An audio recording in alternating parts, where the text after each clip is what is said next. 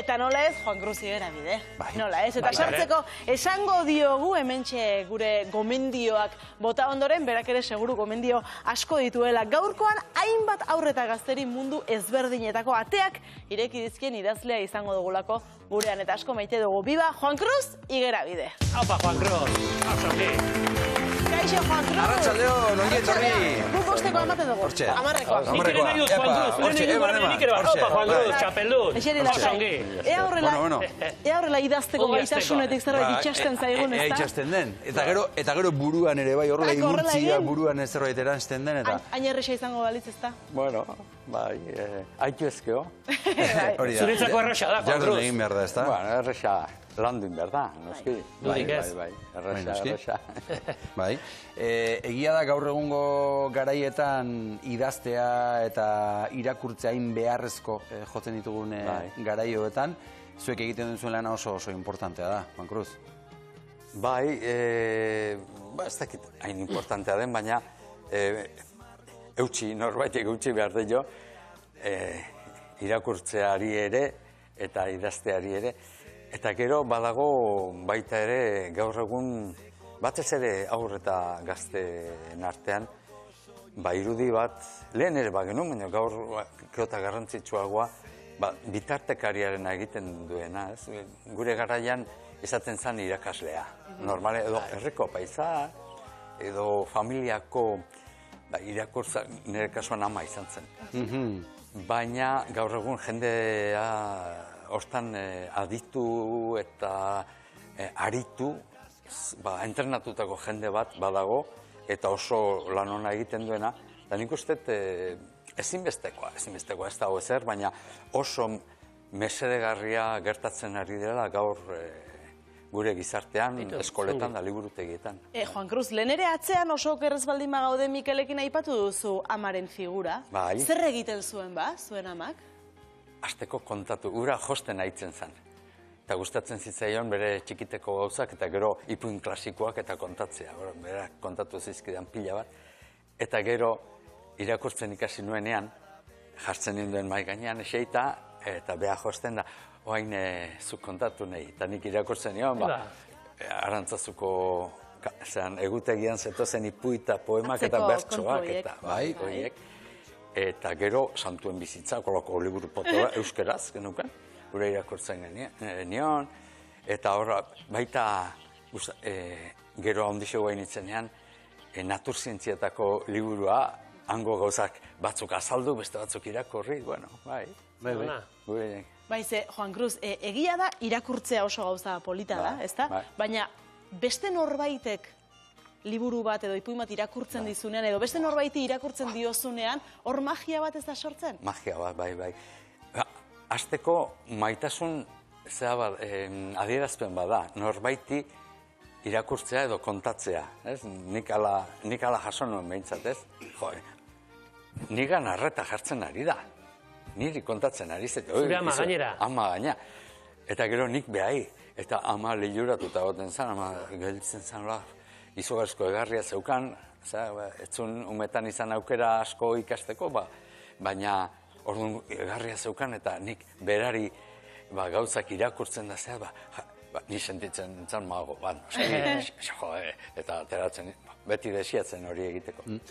Guraso askok ez dakigu edo ez dakite zer egin seme-alabengan irakurtzaletasuna sustatzeko, begira hori apuntatuta geratzen da, irakurtzea ozen irakurketa bat egitea, ederra dela kasu horretan. Juan Cruz, Galtzagorri elkarteko lehendakaria, zara, Behinola aldizkariak 25 urte bete ditu.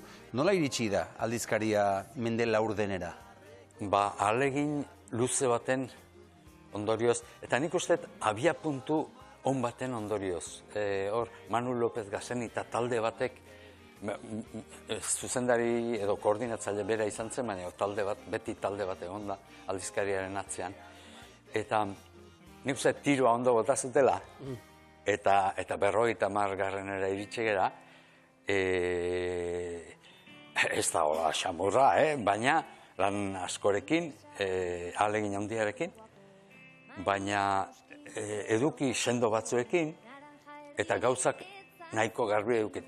Nahiko garbi, beti topatu behar dituzu bide berriak, eta hori eguneratzen aritu behar duzu, baina nik uste hor egontzala, eta gaur egun Miriam Luki dugu zuzendaria aldizkariarena, eta Miriam Lukik ere gauzak aski garbi dauzka kontu honetan, eta dabil, eta hor dabilen jendea, dabil irakurzaletasuna sustatzen, berak oso irakurleak dira, hor dabiltzanak, eta idazleak ere bai, ilustratzaileak, nahasketa oso eder bat dago, sormenaren inguruan, eta sormen hori aurre eta gazteen gana iristeko baliabideak lantzearen inguruan, nik oso jende interesgarria. Juan Cruz, ez dakienaren aurkeztuko dugu zer den Beñola, aurre eta gazte literaturari buruzko aldizkaria da, baina zen mundu topatuko dugu barruan?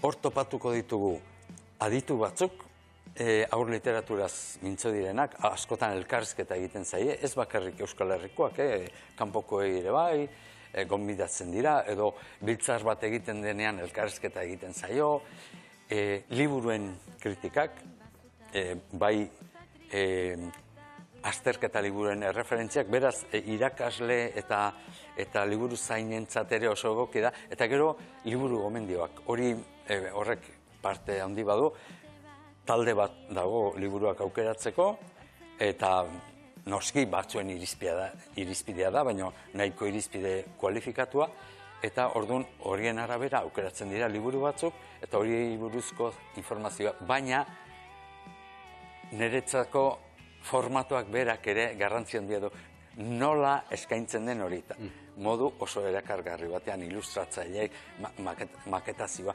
azalak, lenguan jarri genituen, festa egin genuen da. Bata bestearen ondoan. Hau, erakusketa bat da, arte erakusketa bat da. Zeak ilustratzaileek beren bihotz osoa jartzen dute hor, eta ateratzen dituzte bere emaitzari politenak, ez? O politenetakoak. Eta orduan, nik lenguan definitu duen, liburuei buruzko liburu eder bat egiten saiatzen gara, ez? Aldizkaria.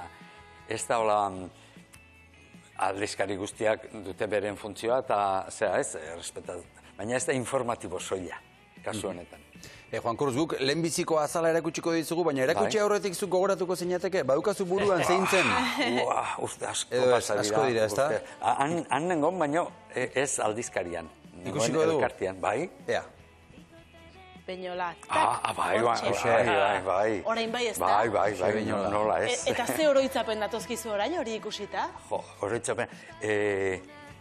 oroitzapena dia ze abenturatan sartzera guaz, alde batetik, baina bestetik, hau munduan, ibi edo zeon, aur literaturako mundu erakundea, honen parte gera, eta horrek, nik pentsatzen nuen, hemen inguruan daukagun jendearekin gai izango gara. Hori pentsatzen nuen. Baina, bestaldetik, honoa goaz ez, hau gauza potoloa da. Baina, bueno, jende hona izan. Izu, eta Beñola zer da bakarra, aur gaztentzako edo helduentzako baita ere? Hau da, irakasle,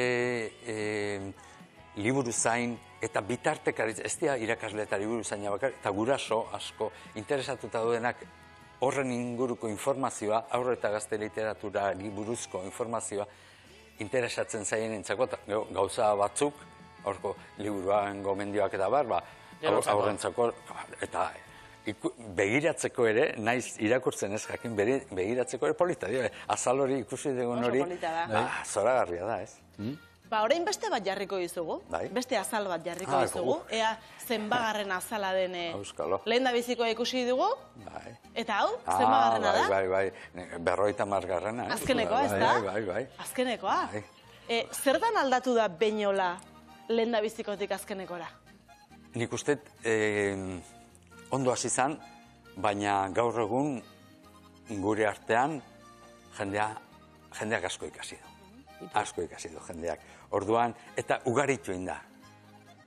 Ipuin kontalarekin bezala, hori ere bultzatzen dugu, hasieran gutxi batzu ziren, eskuarekin kontatzen gaur egun. Asko zaudete. Atz guztiekin ere ez dituzu kontatzen. Orduan, hori gertatu zaigu, eta gero adituen eta idazleen gaur egun aur literatura idazten duten idazleak asko dira Euskal Herrian, asko, eta ondo, eta kalidade izugarri egin. Ez dizuet esango, ilustratzaileak, zen mailatan da biltzan. Hasieran dozen erdi batekin, biltzen ginen, gero, hori, aberastasun hori aldizkarian ere nabaritzen da, ez? Orduan, bai. Azken alea gainera berezia egin duzue, urte hurrena ospatzeko sorkuntza bera aurren esku guztia erabaki duzue.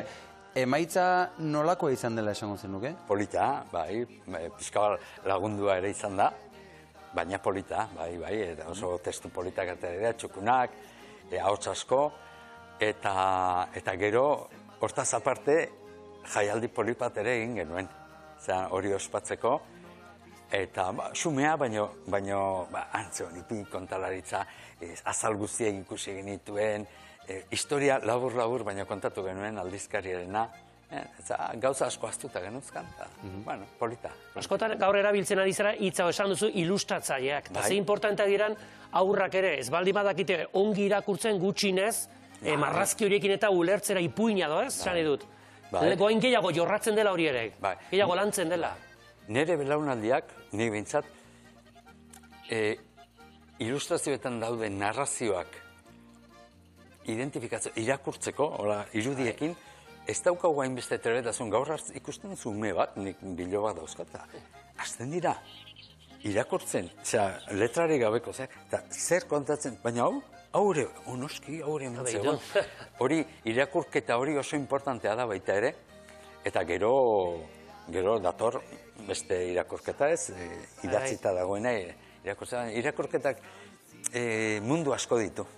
Baina, Juan Cruz, dena polita esaten ari zara. Bai. Baina, atera dituzuen ondorio guztiak onak dira? Ez noski. Edo dena ongi dago? Ez da pentsature. Zean aldizkarian oso ongi doa. Galtzagorrin oso ongi doa, izugarrizko dinamika dago, eta batzotan ematen du, bertigo pixkate, horako dinamikak, baina gizartea ez dago hortarako. Hori, ala da, askotan izugarrizko horma topatzen dugu, eta noski, liburuaren etxaiak, ez dakit etxaiak, liburuaren kontrako indar izugarria dago, hasi eskuko... Esku artean daukagun, hori, eskuko telefonoakin eta bar, eta orduan, horregatik bitartekariak bihurtzen ari dira, zu magiatxo bat egiten bali madezu, umea harrapatu egiten duzu. Zu hasten zera, ipuima kontatzen da, umea azkenean, hola gelditzen da, eta bira liburua, eta harrapatu. Baina ez badezu egiten, asko zerraxagoa da hori hartu, eta dan sofan eseri, eta abiada zoro batean irudiak, ez dizute usten, pentsatzen, zure buruko irudiak egiten ere, nik gogoratzen dut txikitan ama kontatzen zidanetik nik irudiak egiten dituen hemen. Eta hori gero psikologoak eta irakurriz oso importante omen da, buruaren garapenerako irudi horiek zuk egitea.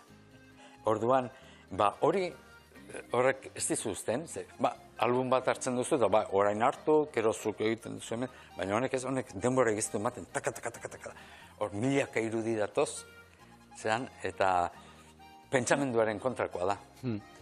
Galtzagorri elkarteari buruz hitz egin behar dugu. Juan Cruz, zergatik da Galtzagorri bezalako haur eta literaturako elkarte bat garrantzitsua? Gizartean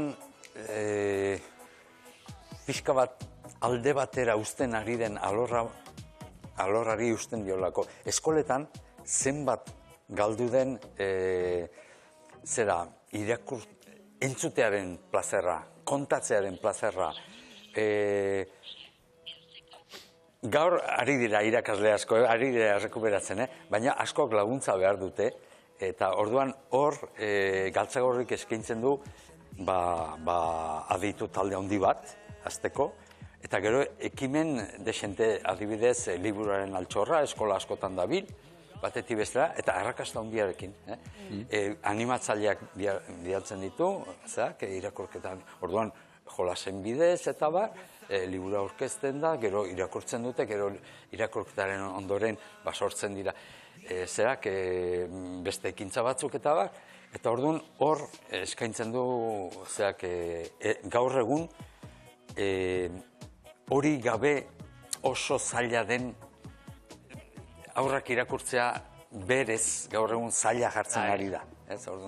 Orduan horretan, eta arrakasta du, izugarrizko liburu pila irakurtzen da, benetan, baduzkagu zeak azterketak eta egin da, eta ekimen horiekin asko irakurtzen da. Nahiago nuke gehiago eta gehiago zabaltzea. Beti gehiago nahi dugu. Zuk, lehendakari bezala, zein da zure erronka, zein da zuk Galtzagorriri egiten diozun ekarpena edo egin nahi diozuna? Bai. Bueno, nik neuk personalki ez dut uste gauza handirik, hor nire lankidetza eskaintzea, baina talde gisa daukagun erronka da hasteko dauzkagun ekimen guztiei berme gehiago ematea, alegia diru laguntzetan eta bar, bermea gehiago sendotzea, hori oso importantea da, hor langile batzuk ere badauzkagu, orduan hori bermatzea, sendotzea, eta bultzada bat hasteko aldizkariarekin, aldizkari izugarri kostatzen da mugitzen, orduan gaur eskaini dugu zuen aukera hau, guretzako oso garrantzitsua da, jendeak ezagutu dezan, ez?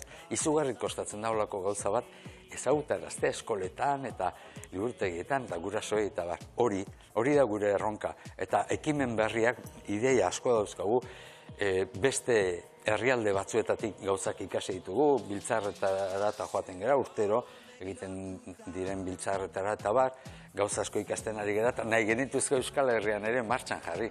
Ze arrakasta izan dut, Kolombian, Frantzian, nik gogatzen dut, oain dela 40 urte irakurtzen dituen, Frantzian egiten zituztenak, liburutik, hau zer da, gu nun gaude, eta orain gu egiten ari gara, hoi eta, ia parez pare. Ia parez pare.